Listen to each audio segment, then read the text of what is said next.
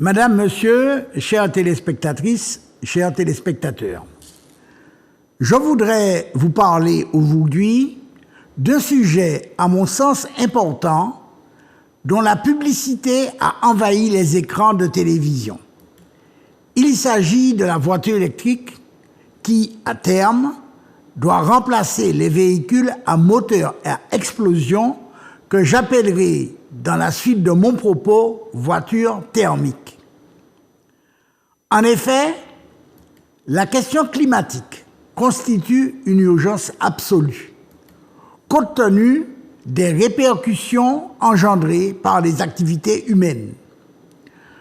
Le réchauffement climatique conduit à l'élévation du niveau des océans ainsi que de leur température.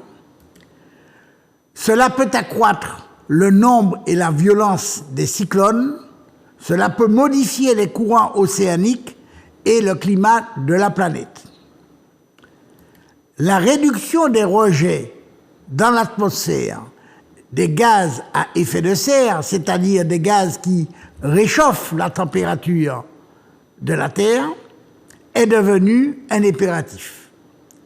C'est pour atteindre cet objectif que, dans à peine 27 ans, la France et l'Europe devront atteindre ce qu'on appelle la neutralité carbone, c'est-à-dire ne plus émettre plus de gaz à effet de serre qu'on peut en absorber.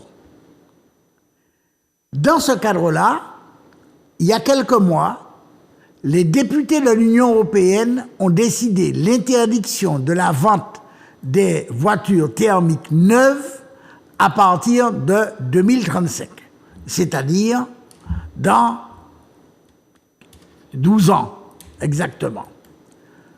Le président de la République, Emmanuel Macron, s'est fait le champion de ce projet, vantant les mérites de la voiture électrique et les avantages pour le climat. Les publicitaires s'en donnent à cœur joie et les canaux de télévision regorgent de messages incitant à l'achat de tels véhicules. Alors, bonne affaire ou nouvelle arnaque? Il est exact que la voiture électrique ne produit pratiquement pas d'émissions de CO2 en roulant, le CO2 étant l'un des principaux gaz à effet de serre. Ce qu'on dit moins, voire pas du tout, c'est que le CO2 émis, le CO2 c'est le gaz carbonique, émis pendant leur fabrication est 2 fois plus important lorsqu'il s'agit d'un véhicule électrique que lorsqu'il s'agit d'un véhicule thermique. Dans ces conditions, un véhicule électrique ne deviendrait rentable écologiquement qu'au bout d'un kilométrage compris entre 100 000 et 200 000 km.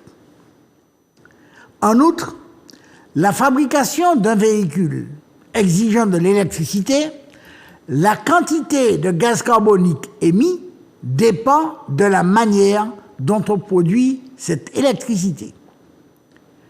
Centrale nucléaire, centrale au fioul, centrale à charbon, centrale à gaz, barrage hydroélectrique ou centrale à énergie renouvelable, le bilan carbone ne sera pas le même selon le mode de production. Enfin, les véhicules électriques étant plus lourds, les particules fines issues du frottement des pneus sur le bitume est bien plus élevée que dans le cas d'un véhicule thermique moins lourd. Mais il n'y a pas que ça. D'abord, les voitures électriques ont besoin d'immenses batteries pesant des centaines de kilos, dont les 3/4 sont fabriqués en Chine, mais dans des usines alimentées en énergie électrique produite par des centrales à charbon, lesquelles centrales sont les plus polluantes. Ensuite, les composants de la batterie, comme le graphite, le cobalt, le cuivre, le lithium, le manganèse, sont extraits du sous-sol. En République démocratique du Congo, un pays africain, l'un des pays les plus pauvres du monde, ce sont 40 000 enfants qui effectuent cette tâche pour $1 par jour et dans des conditions effroyables. Passer de 10% de voitures électriques aujourd'hui à 100% en 2035 fera donc exploser l'extraction de ressources par ailleurs en voie d'épuisement et l'exploitation d'une main-d'œuvre sans limite qui va avec. Enfin, pour obtenir quelques grammes de cobalt, de lithium, de manganèse, etc., il faut extraire des tonnes et des tonnes de terre et ensuite la raffiner, ce qui nécessite des milliers de mètres cubes d'eau. Un vrai désastre donc, d'autant que ces pays sont souvent frappés par la sécheresse. Les voitures électriques sont aussi 2 fois plus chères que leur équivalent thermique et on n'est pas certain que le prix baisse avec l'augmentation de la production.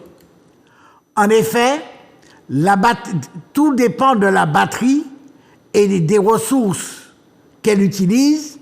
Ces ressources étant rares, les prix ont triplé en 1 an.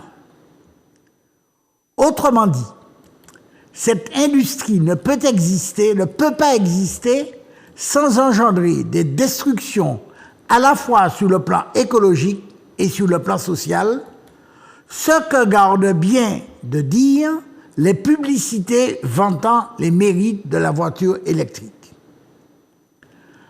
Vouloir passer tout le parc automobile de l'énergie thermique à l'électrique en 2035 ne sera donc ni écologique, ni social, ni rentable. En réalité, la pollution ne sera pas réduite pour ne pas polluer les métropoles des pays occidentaux, elle sera simplement déplacée. Déplacée où? Dans les pays sous-développés, pardi. D'autres problèmes ne vont d'ailleurs pas tarder à apparaître.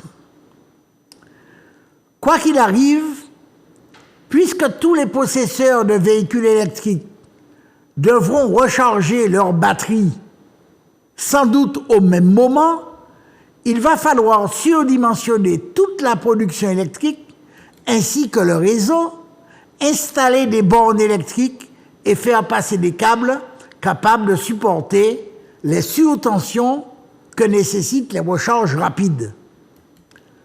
L'usine de production électrique de Bellefontaine suffira-t-elle? C'est une question que personne ne pose, mais à laquelle il vaudrait mieux répondre assez vite, d'autant que le réseau électrique actuel fait déjà l'objet de difficultés. Et aussi qu'une nouvelle usine de production électrique ne sortira pas de terre en un claquement de doigts. Que deviendront les actuelles stations-service ainsi que les personnels qui y sont employés, puisque les possesseurs de véhicules électriques font installer une prise spéciale à leur domicile. Dans la mesure où l'entretien de véhicules électriques est moins fréquent et moins onéreux qu'un véhicule thermique, qu'il n'y a ni boîte de vitesse, ni embrayage, ni distribution, que feront tous ces ateliers de mécanique qui existent un peu partout en Martinique et que deviendront les jeunes qui sont formés à ces métiers? Les batteries des voitures électriques sont garanties 7 à 8 ans.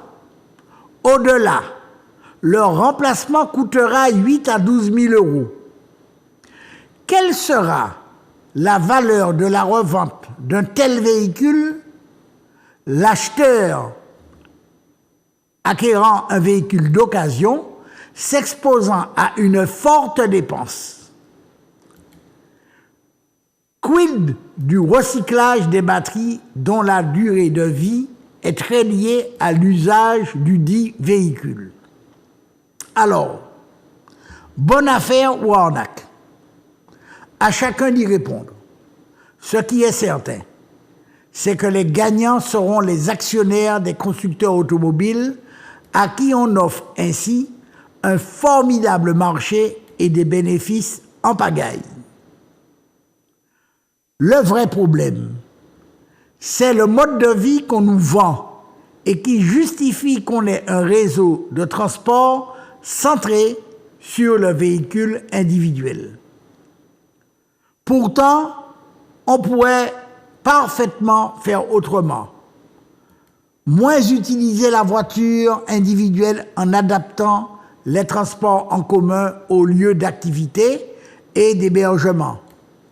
Réduire la durée du travail en adoptant une semaine sur 4 jours. Plafonner le prix des loyers afin de permettre d'être logé à proximité de son lieu de travail, même en centre-ville. Avoir une vraie politique pour remettre des emplois dans les petites villes et les communes. Favoriser le commerce de proximité afin d'éviter des déplacements aussi longs qu'inutiles. Bref, organiser la société pour rendre possible une vie meilleure pour tous. Mais, au fait, chères téléspectatrices, chers téléspectateurs, n'est-ce pas ce que nous attendons de nos politiques? Les avez-vous entendu parler de ce problème à la CTM?